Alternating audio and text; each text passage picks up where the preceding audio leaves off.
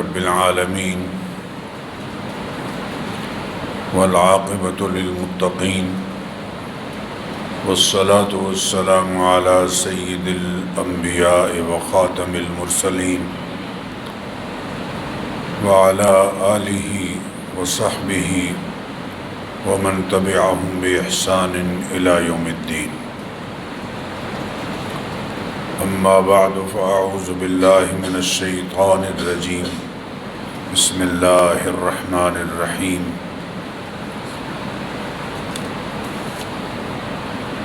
ومن يطع الله ورسوله فأولئك مع الذين أنعم الله عليهم من النبيين والصديقين والشهداء والصالحين وحسن أولئك رفيقا.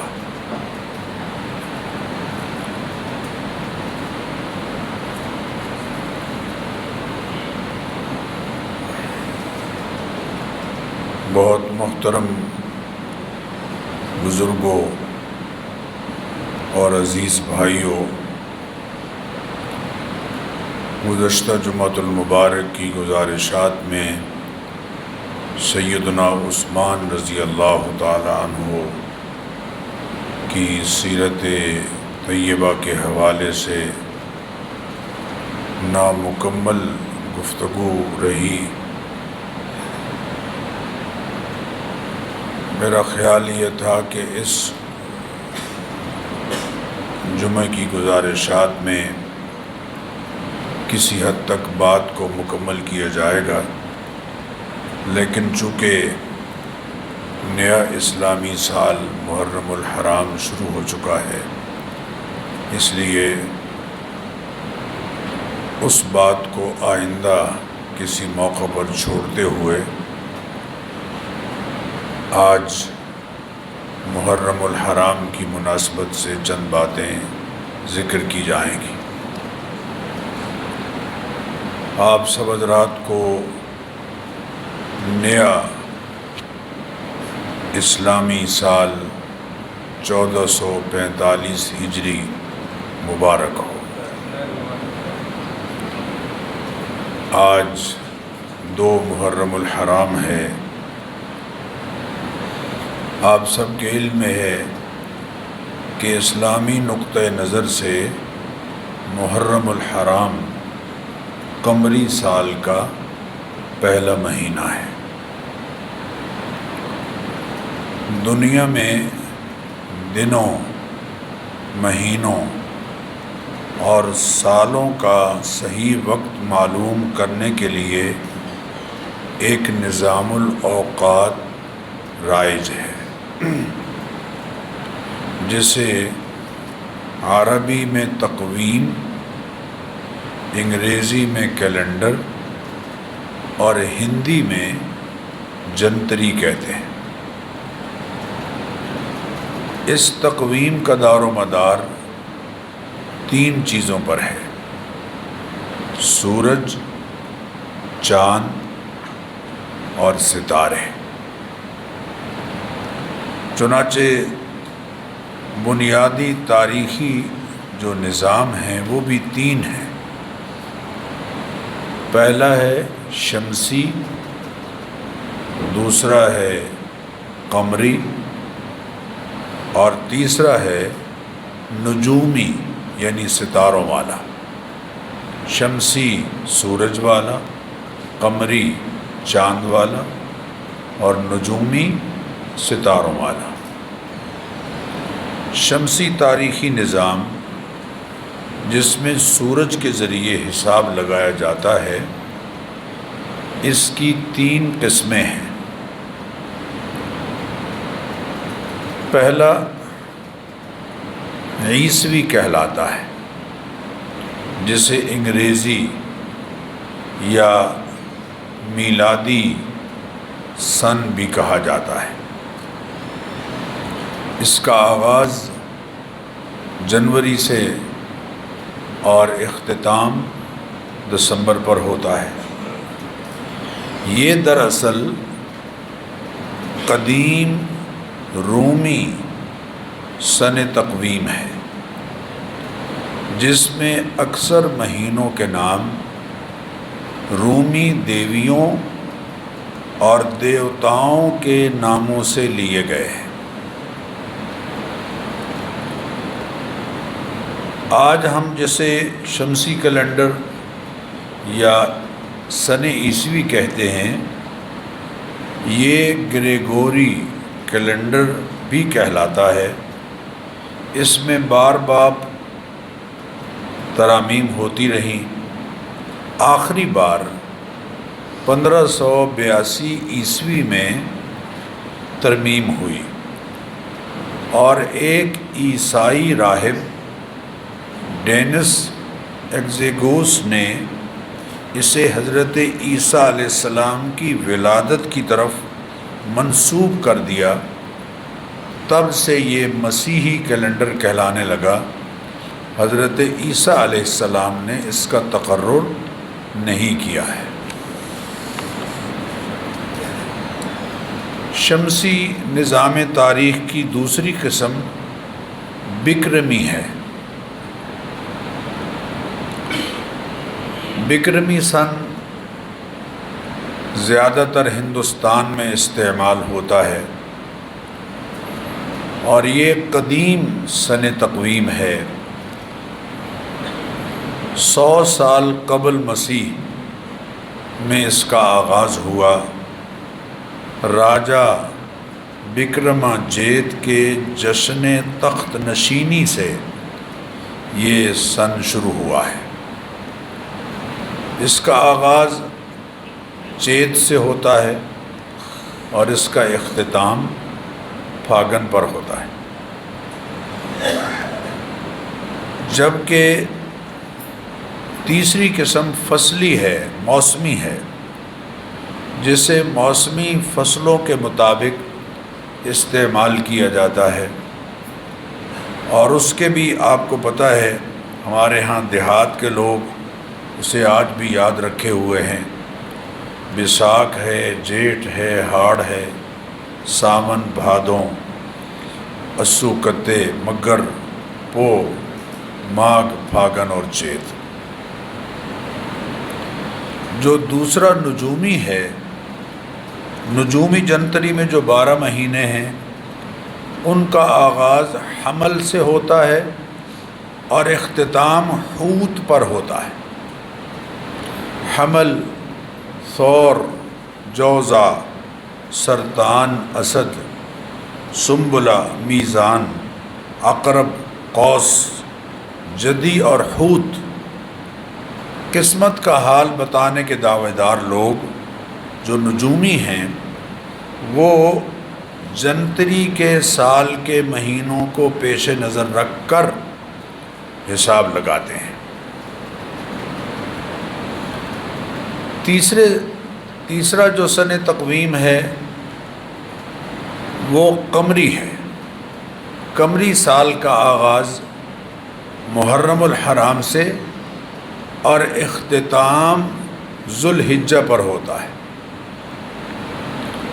اس سال کے مہینے بھی 12 ہیں: محرم الحرام، صفر المظفر، ربیع الاول، ربیع الثانی، جمادی الاولیٰ، جمادی الثانیہ، رجب المرجب، شعبان المعظم، رمضان المبارک، شوال المکرم، ذوالقعدہ اور ذوالحجہ۔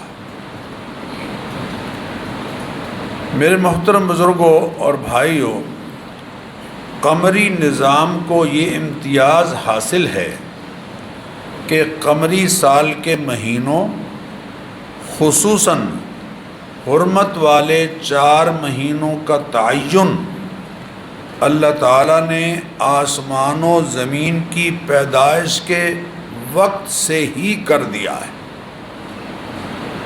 ارشاد باری تعالیٰ ہے: ان عدت الشہور عند اللہ 12 شہرا فی کتاب اللہ یوم خلق السماوات والارض منها 4 حرم ذالک الدین القیم۔ جب سے اللہ تعالیٰ نے آسمان و زمین کو تخلیق کیا، تب سے مہینوں کی تعداد 12 مقرر کی گئی ہے، ان میں سے 4 محترم مہینے ہیں، ذوالقعدہ، ذوالحجہ، محرم اور رجب، اور فرمایا ذالک الدین القیم، یہی صحیح حساب اور عدد مکمل ہے جو اللہ تعالیٰ نے بہت پہلے مقرر کر دیا۔ مسلمانوں کے ہاں بعض عبادات کا تعلق شمسی نظام سے ہے، جبکہ زیادہ تر عبادات قمری نظام سے متعلق ہیں۔ ہم 5 نمازیں شمسی نظام یعنی سورج کے طلوع، زوال اور غروب کے مطابق، اور طلوع صبح صادق اور غروب شفق کے تحت پڑھتے ہیں۔ ان میں 3 اوقات نمازوں کے لیے ممنوع ہیں اور 2 اوقات نماز پڑھنے کے لیے مکروہ ہیں۔ ممنوع یعنی جن میں نماز پڑھنے سے منع کر دیا گیا ہے، وہ ہے عین طلوع آفتاب، عین زوال آفتاب، زوال سورج کے ڈھلنے کو کہتے ہیں، رات کو زوال نہیں ہوتا، دن میں سورج کے ڈھلنے کو زوال کہتے ہیں، اور عین غروب آفتاب۔ ان 3 اوقات میں کسی طرح کی سجدے والی نماز پڑھنا منع ہے، یہ ممنوع اوقات، اور 2 اوقات مکروہ ہیں یعنی ناپسندیدہ۔ پہلا وقت طلوع صبح صادق سے لے کے سورج کے طلوع ہونے کے 10-15 منٹ تک کا جو وقت ہے، اس میں نبی اکرم صلی اللہ علیہ وسلم نے فرمایا کہ فجر کی 2 سنتیں اور 2 فرض، یہی 4 رکعتیں پڑھی جائیں گی، اس کے علاوہ کوئی نفل نہیں پڑھے گا۔ اسی طرح دوسرا مکروہ وقت عصر کی نماز پڑھنے سے لے کر غروب آفتاب تک کا وقت ہے۔ لا صلاۃ بعد العصر، فرمایا عصر کی نماز کے بعد کوئی نفل نماز نہیں ہوگی۔ ہاں، ان اوقات میں سجدہ تلاوت کرنا جائز ہے، اور ان اوقات میں اگر نماز جنازہ آ جائے یعنی میت آ جائے تو اس کی نماز جنازہ پڑھنا بھی جائز ہے۔ ممنوع اوقات میں تو ہر کام سجدے والا منع ہے، جبکہ رمضان المبارک کی ابتدا اور انتہا، اسی طرح سے اعتکاف اور لیلۃ القدر اور عید الفطر اور عید الاضحیٰ اور ایام تشریق اور زکوٰۃ کا سال اور حج کی ادائیگی اور دیگر کئی امور ایسے ہیں کہ جن کے بارے میں احکام کا علم قمری تاریخوں اور حساب سے ہوتا ہے۔ یہ سارے کے سارے چاند سے تعلق رکھتے ہیں۔ نبی اکرم صلی اللہ علیہ وسلم نے فرمایا صوموا لرؤیتہ وافطروا لرؤیتہ، چاند دیکھ کر روزوں کا آغاز کرو یعنی فرض روزوں کا، اور چاند دیکھ کر ہی افطار کرو یعنی روزوں کا مہینہ مکمل ہوگا۔ اسی بات کا تذکرہ قرآن کریم میں اللہ تعالیٰ نے سورہ یونس میں فرمایا هو الذی جعل الشمس ضیاء والقمر نورا وقدرہ منازل لتعلموا عدد السنین والحساب۔ اللہ تعالیٰ وہ ذات ہے جس نے سورج سے روشنی پھیلائی، والقمر نورا، اور چاند کو نور بنایا، روشنی پھیلانے والا، وقدرہ منازل، اور چاند کی منزلیں مقرر کر دیں، لتعلموا عدد السنین والحساب، تاکہ تمہیں سالوں کا تقرر کرنے میں اور مہینوں کا اور دنوں کا تقرر کرنے میں اور حساب لگانے میں آسانی ہو۔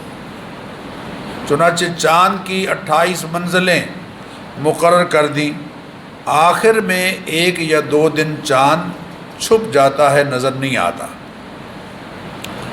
اسی طرح اللہ تعالیٰ نے سورہ بقرہ میں فرمایا یسألونک عن الأہلہ لوگ آپ سے چاندوں کے بارے میں پوچھتے ہیں، قل ہی مواقیت للناس والحج، آپ انہیں بتائیے کہ یہ جو چاند کا نظام ہے یہ لوگوں کی عبادات کے اوقات اور حج کا موسم تعین کرنے کے لیے ہے۔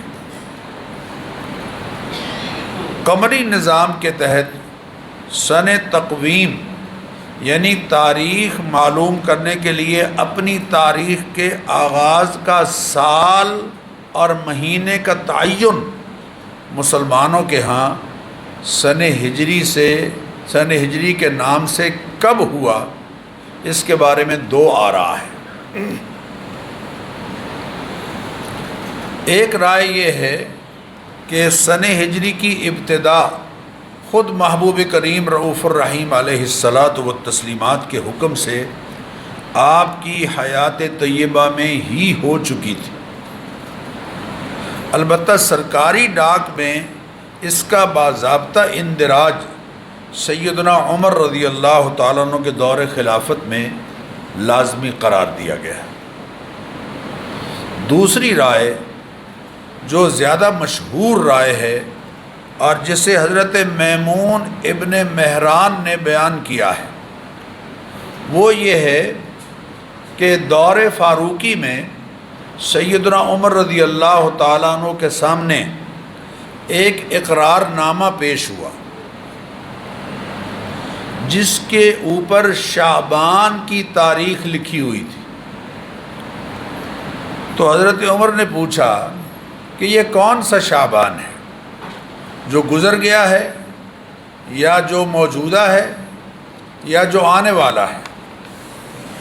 چونکہ تعین اس میں نہیں تھا تو اس پر حضرت عمر رضی اللہ تعالیٰ عنہ نے لوگوں کو جمع کر کے مشورہ کیا تو مختلف آراء سامنے آئیں۔ ایک صاحب نے کہا کہ رومن امپائر کے ہاں جو کیلنڈر رائج ہے اس کی تقلید کی جائے، تو حضرت عمر رضی اللہ عنہ نے فرمایا کہ یہ بہت قدیم ہے اور غیروں کا ہے۔ ذوالقرنین سے انہوں نے کہا شروع کریں، فرمایا نہیں، ہمیں یہ قبول نہیں ہے۔ ایک مشورہ یہ دیا گیا کہ پرشین امپائر کے ہاں جو طریقہ استعمال ہوتا ہے فارسیوں میں وہ اختیار کیا جائے۔ آپ نے فرمایا کہ ان کے ہاں ہر حکمران اس تاریخ کو بدلتا رہتا ہے، لہذا ہم غیروں کی تقلید کیوں کریں؟ بالآخر متفقہ فیصلہ ہوا کہ نبی کریم علیہ الصلاۃ والتسلیمات کے مدینہ منورہ تشریف لانے سے آغاز کیا گیا۔ ابن مسیب رحمۃ اللہ علیہ لکھتے ہیں کہ تاریخ لکھنے کی ابتدا دور فاروقی میں اس وقت ہوئی جب آپ کی خلافت کے 2.5 سال گزر چکے تھے۔ حضرت عمر رضی اللہ تعالیٰ عنہ نے صحابہ سے مشورہ کیا، سیدنا علی کرم اللہ وجہہ نے مشورہ دیا کہ محرم کی 16 تاریخ سے آغاز کر دیا جائے۔ چنانچہ محرم کی 16 تاریخ سے سن ہجری کا آغاز ہوا، اور علامہ ابن حجر لکھتے ہیں کہ سن تقویم کی ابتدا کے لیے 4 امور صحابہ کرام کے پیش نظر تھے۔ پہلا یہ کہ آپ کی ولادت باسعادت سے اس کا آغاز کیا جائے، دوسرا یہ کہ آپ کی بعثت کے اعلان سے یعنی اعلان نبوت سے اس کا آغاز کیا جائے، تیسرا یہ کہ ہجرت سے آغاز کیا جائے، اور چوتھے یہ کہ رحلت نبوی سے آغاز کیا جائے۔ چونکہ ولادت باسعادت اور بعثت کی تاریخوں میں کسی حد تک رائے ایک نہیں بن رہی تھی، اور تاریخ وفات مسلمانوں کا غم تازہ کرتی رہتی، اس لیے ہجرت سے اس کا آغاز کیا گیا۔ ہجرت اگرچہ ربیع الاول میں ہوئی، لیکن چونکہ نبی کریم علیہ الصلاۃ والتسلیمات کے دست مبارک پر بیعت عقبہ ثانیہ ذوالحجہ کے مہینے میں مکہ مکرمہ میں ہوئی تھی، مدینہ منورہ کے لوگوں نے آپ کے دست مبارک پر بیعت کی تھی، جو دراصل ہجرت کا پیش خیمہ ثابت ہوئی۔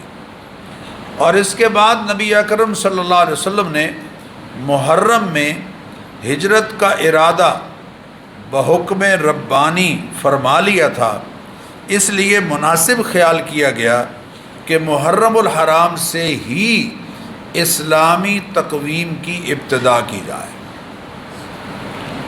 میرے بزرگوں اور دوستو، ہجرت مسلمانوں کی عزت کا ذریعہ بنی، اسلام کے اور مسلمانوں کے غلبے کا ذریعہ بنی، اور اسلامی ریاست کے قیام کا ذریعہ بنی، اور اسلام کے عملی طور پر اجتماعی نفاذ کا ذریعہ بنی، اور اشاعت اسلام کا پیش خیمہ ثابت ہوئی۔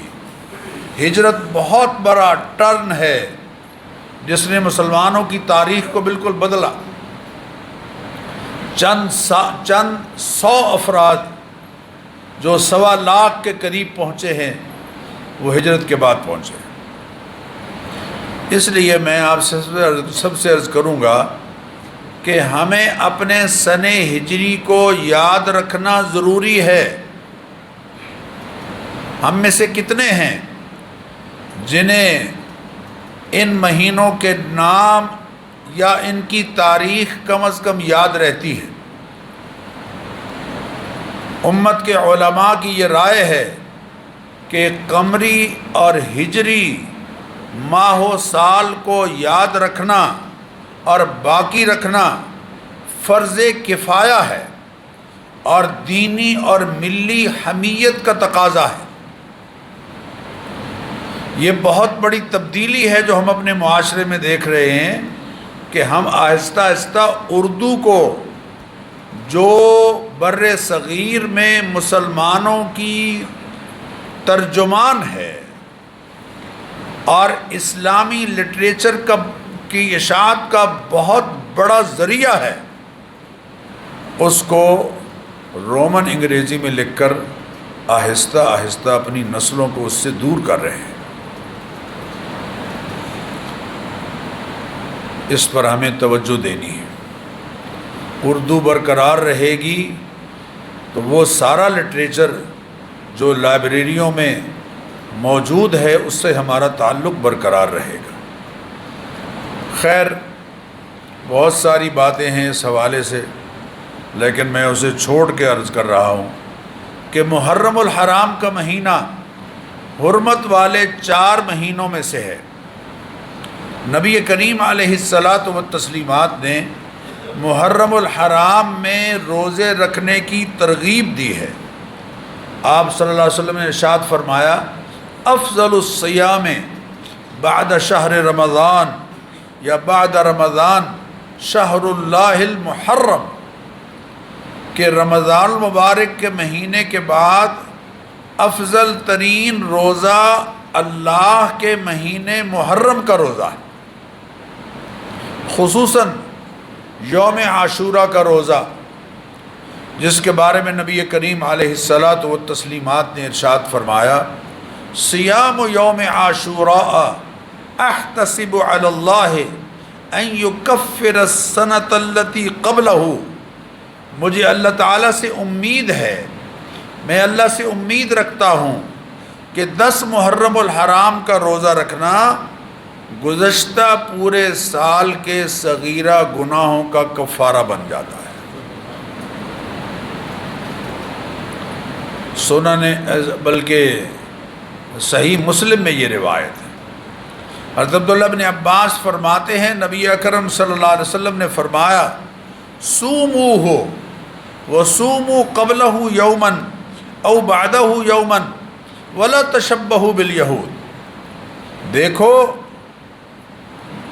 10 محرم الحرام کا روزہ رکھو اور اس سے ایک دن پہلے کا روزہ رکھو، یعنی 9 کو ملا لو، یا اس سے ایک دن بعد یعنی 11 کی تاریخ کو ملا لو، تاکہ تمہارا روزہ بھی یہود کے مشابہ نہ ہو۔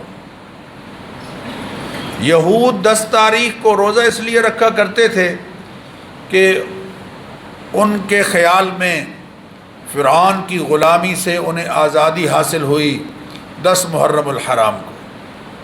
تو نبی اکرم صلی اللہ علیہ وسلم نے اس کو بھی پسند نہیں فرمایا کہ ہماری عبادت کی مشابہت بھی کسی غیر قوم کے ساتھ ہو. عبادت کی مشابہت. آپ صلی اللہ علیہ وسلم نے ایک موقع پر ارشاد فرمایا کہ دیکھو یہود اپنے گھروں کو اندر سے صاف رکھتے ہیں، باہر گرد و پیش کو صاف نہیں رکھتے. تم نے گھروں کو اندر سے بھی صاف رکھنا ہے اور باہر ان کا جو گرد و پیش ہے، گلی ہے، ساتھ کے پلاٹ ہیں، ان کو بھی صاف رکھنا ہے تاکہ تمہاری مشابہت صفائی میں بھی یہود کے ساتھ نہ ہو. اللہ اکبر. کجا یہ کہ ان کا پورا کلچر اور ان کی تہذیب اور تمدن اسے ہم اختیار کر لیں. یہ نفلی روزہ ہے. ام المؤمنین سیدہ عائشہ صدیقہ رضی اللہ تعالیٰ عنہ فرماتی ہیں کانوا یصومون عاشوراء قبل ان یفرض رمضان. رمضان مبارک کے روزے فرض ہونے سے پہلے عاشورے کا روزہ مسلمان رکھا کرتے تھے. وکان یوما تستر فیہ الکعبہ. اور یہ وہ دن ہے کہ جس دن خانہ کعبہ کا غلاف بدلا جاتا. فلما فرض اللہ رمضان. جب اللہ تعالیٰ نے رمضان مبارک کے روزے فرض کیے، قال رسول اللہ صلی اللہ علیہ وسلم، تو اللہ کے حبیب صلی اللہ علیہ وسلم نے فرمایا من شاء ان یصومہ فلیصم. اب جو چاہے اس دن کا روزہ رکھنا چاہے تو رکھے. ومن شاء ان یترکہ فلیترک. اور اگر اس کو کوئی نہیں رکھنا چاہتا، چھوڑنا چاہتا ہے تو وہ چھوڑ سکتا ہے. ماہ محرم الحرام میں کچھ چیزیں ہم نے خود اپنے طور پر لازم کر رکھی ہیں جو شرعی طور پر لازم نہیں ہیں. جو شرعی طور پر لازم نہیں ہیں. مثلا سوشل میڈیا میں لوگ یہ بات مشہور کرتے ہیں کہ من اکتحل یوم عاشوراء لم ترمد عینہ تلک السنہ، یا من اکتحل بالاسمد یوم عاشوراء لم یربد ابدا. اور اس کو حدیث کہتے ہیں کہ جس شخص نے عاشورے کے دن سرما لگایا آنکھوں میں، وہ سارا سال آشوب چشم کا شکار نہیں ہوگا، یعنی اس کی آنکھیں خراب نہیں ہوں. یا جس نے اسمد سرما، خاص ایک سرما ہے، وہ لگایا تو یعنی یوم عاشورہ کو لگایا تو اس کی آنکھیں نہیں دکھیں گی. علامہ ابن جوزی نے یہ لکھا ہے کہ یہ من گھڑت بات ہے، اس کی کوئی حقیقت نہیں ہے. نبی اکرم صلی اللہ علیہ وسلم کا اس طرح کا کوئی ارشاد نہیں ہے. یہ جھوٹ ہے جو حضور اکرم صلی اللہ علیہ وسلم کی طرف کسی نے منسوب کر دیا ہے. بلکہ ابن حاکم فرماتے ہیں کہ یہ روایت سیدنا حسین رضی اللہ تعالیٰ عنہ کو شہید کرنے والوں نے گھڑی ہے، بے بنیاد ہے. اسی طرح ہمارے معاشرے میں شادی کے بعد پہلی محرم میں اہلیہ کو اس کے ماں باپ کے گھر بھیج دیا جاتا ہے، اور محرم کے مہینے میں یا ابتدائی 10 دنوں میں زنو شوئی تعلق قائم کرنے کو غلط سمجھا جاتا ہے. یہ بات ایسی ہے کہ اس کی شرعاً کوئی حیثیت نہیں. یعنی جو کچھ اہل سنت دوسروں سے متاثر ہو کر کرتے ہیں اس کے بارے میں سنت کی رہنمائی ضروری ہے. اس طرح کی کوئی بات تعلیمات نبویہ میں نہیں ہے. اسی طرح ہمارے ہاں قبروں پر مٹی ڈالنا اور لپائی کرنے کے لیے 10 محرم کو مخصوص سمجھنا، اس کی بھی کوئی شرعی بنیاد نہیں ہے. ساری قوم قبرستان پہنچی ہوئی ہے اور قبروں پر مٹی درست کر رہے ہیں. بھئی کوئی اس کی بنیاد ہونی چاہیے شرعی. آپ جب چاہیں جائیں قبرستان میں دعا کریں میتوں کے لیے، لیکن کسی دن کو مخصوص کر لینا اس کے لیے کوئی شرعی دلیل ہونی چاہیے. ماہ محرم الحرام ہماری اسلامی تاریخ میں چند المناک حادثات کا مہینہ ہے. یکم محرم الحرام 24 ہجری، خلیفہ ثانی امیر المؤمنین مراد رسول سیدنا فاروق اعظم رضی اللہ تعالیٰ عنہ 10 سال 6 ماہ اور چند دن منصب خلافت پر فائز رہ کر شہید ہوئے.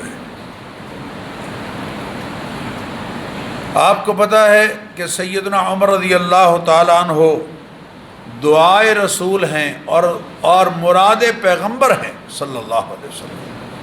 باقی سارے صحابہ مرید ہیں اور سرکار مراد ہیں حضرت عمر رضی اللہ تعالیٰ عنہ. آپ نے جمعرات کے روز دعا کی، طبقات ابن سعد میں ہے، اللہم اعز الاسلام باحب الرجلین الیک. اے اللہ، دو بندوں میں سے جو تجھے محبوب ہے اس کے ذریعے سے اسلام کو عزت عطا فرما. یعنی پہلے دعا کے میں انتخاب اللہ تعالیٰ سے چاہا، چند روز بعد پہلے دعا کی اللہم اعز الاسلام بعمر بن ہشام اور بعمر بن الخطاب، 2 نام دیے، اللہم اعز الاسلام بعمر بن ہشام اور بعمر بن الخطاب. پھر دعا بدلی اللہم اعز الاسلام باحب الرجلین الیک. اے اللہ، یہ 2 نام ہیں، ان میں سے جو تجھے محبوب ہے، پسند ہے، اسے میرے دامن سے وابستہ کر دے. اور پھر چند دن بعد دعا بدل کے اللہ سے عرض کیا اللہم اید الاسلام بعمر، اللہم اشدد الدین بعمر. اے اللہ، عمر ابن خطاب کے ذریعے سے اسلام کی تائید فرما. سورج کی کرن دونوں پہ پڑی، ابو جہل پہ بھی فاروق پہ بھی. اللہ رے قسمت تو دیکھو، ایک پتھر ہے ایک ہیرا ہے. اللہ نے کرم فرمایا، ایمان لائے تو جبریل امین آئے اور جبریل امین نے نبی اکرم صلی اللہ علیہ وسلم کو یہ بات سنائی کہ لقد استبشر اہل السماء باسلام عمر.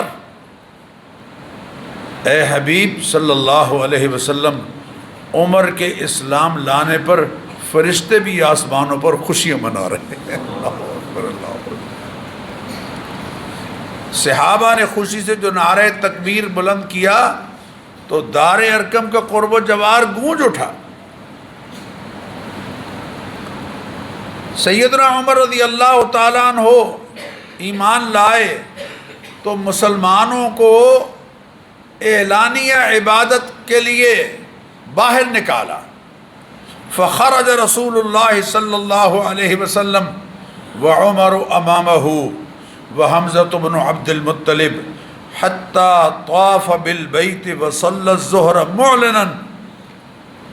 سیرت نگار لکھتے ہیں کہ جب سیدنا فاروق اعظم رضی اللہ تعالیٰ عنہ ایمان لائے تو آپ نے فرمایا کہ اب دار ارقم میں عبادت نہیں ہوگی.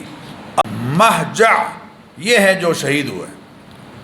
بدر کے قیدیوں کے بارے میں وہ رائے دی جو اللہ کو پسند تھی. احد میں شریک ہوئے. اس وقت ابو سفیان اسلام نہیں لائے تھے. انہوں نے نعرہ مارا حبل کی جائے، حبل کی جائے. تو حضرت عمر رضی اللہ تعالیٰ عنہ پہلے تو جوش میں تھے یقیناً، اللہ کے حبیب صلی اللہ علیہ وسلم نے روکا، لیکن پھر جب بار بار ادھر سے نعرہ لگا تو آپ نے فرمایا اللہ اعلیٰ و اجل، حبل کی جے نہیں اللہ کی جے ہے. اس لیے کہ لڑائی میں ہم برابر نہیں رہے، ہمارے شہداء جنت میں ہیں اور تمہارے مقتولین جہنم میں ہیں۔ حضرت عمر رضی اللہ تعالیٰ عنہ نبی اکرم صلی اللہ علیہ وسلم کے ساتھ رشتہ کئی حوالوں سے ہے۔ ایک رشتہ یہ بھی ہے کہ سن 3 ہجری میں حضرت عمر رضی اللہ عنہ کی بیٹی سیدہ حفصہ نبی اکرم صلی اللہ علیہ وسلم کے نکاح میں آئیں اور یوں آپ صلی اللہ علیہ وسلم کے سسر بنے۔ یہ بہت قریبی رشتہ ہے۔ ہر غزوہ میں شریک ہوئے۔ خیبر میں ایک پلٹن کے سربراہ تھے، پہرے کے دوران ایک یہودی کو گرفتار کیا اور خدمت نبوی میں لائے، جس سے بڑے راز معلوم ہوئے جو فتح خیبر کا ذریعہ بنے۔ خیبر کی زمینیں جب مجاہدین میں تقسیم ہوئیں کو آپ کے حصے میں شمغ نامی ایک ٹکڑا آیا، جسے آپ نے اللہ کی راہ میں وقف کر دیا۔ یہ تاریخ اسلام کا